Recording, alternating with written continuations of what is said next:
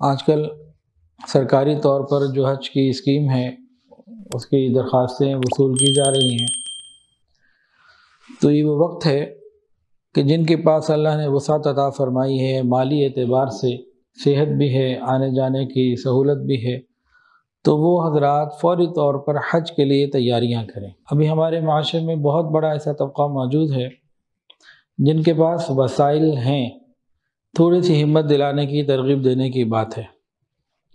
جن کے اوپر حج فرض ہو چکا ہے، تھوڑی سی محبت سے ان سے بات کر لی جائے، انہیں سمجھا دیا جائے تو انشاءاللہ وہ ارادہ کر لیں گے اور یہ فرض ادا ہو جائے گا۔ حج ایک ایسی عبادت ہے جس میں بدن بھی، مالی عبادت بھی ہے اور جسمانی عبادت بھی ہے۔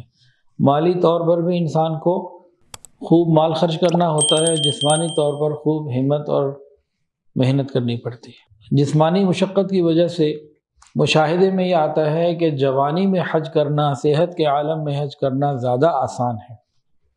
تاہم اللہ رب العزت کی رحمت ایسے ہے، حج میں اللہ تعالیٰ کی مدد ایسے ہوتی ہے کہ ہم نے اپاہج، بوڑھے، معذور لوگوں کو بھی دیکھا جو حج کے ارکان ادا کر رہے ہوتے ہیں اور بڑے شوق سے ادا کر رہے ہوتے ہیں۔ اگر کوئی مسلمان جس کے اوپر حج فرض ہو اور وہ فرض حج ادا نہ کرے، 60 سال کی اس کی عمر ہو جائے، وہ یہودی ہو کے مرے یا نصرانی عیسائی ہو کے مرے، اللہ کے نبی فرماتے ہیں رحمت للعالمین، کوئی پرواہ نہیں، جو مرضی کرے۔ خوف کس چیز کا ہوتا ہے؟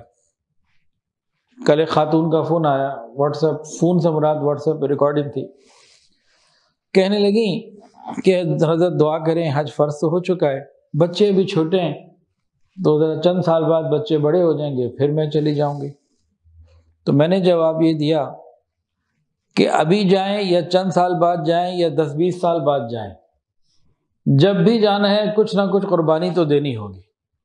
آج بچے چھوٹے ہیں، 5 سال بعد بچے بڑے ہوں گے تو بچوں کے مسائل بھی بڑھیں گے، پھر بچوں کی اور عمر بڑھے گی، تعلیم بڑھے گی، شادیاں ہوں گی تو اور ذمہ داریاں بڑھتی ہیں، ذمہ داریاں کم تو نہیں ہوتی۔ تو ایک یہ لوگوں کو معاملہ ہوتا ہے۔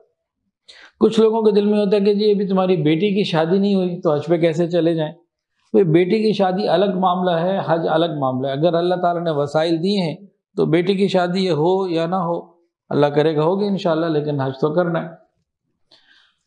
بہت سارے لوگوں کے پاس پیسے کسی نہ کسی صورت میں موجود ہوتے ہیں جن کی وجہ سے حج ان پر لازم ہو چکا ہوتا ہے، لیکن وہ کسی نہ کسی بہانے کی وجہ سے کہ یہ میں نے جہیز کے لیے رکھیں، یا میں نے فلانی چیز کے لیے رکھیں، یا فلانی چیز کے لیے رکھیں، تو میں حج نہیں کروں گا۔ حج فرض ہے، اس کے بغیر ادائیگی نہیں۔ جن کے پاس مال موجود ہے ان لوگوں کے لیے اس کے بغیر کوئی چھٹکارا نہیں ہے، اور اس کی فضیلتیں اتنی ہیں کہ دل تو یہ کرتا ہے کہ بار بار انسان حج پہ جائے۔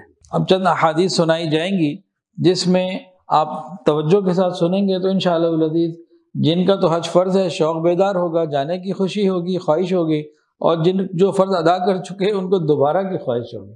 اللہ تعالیٰ عافیت کے ساتھ بار بار بلائے۔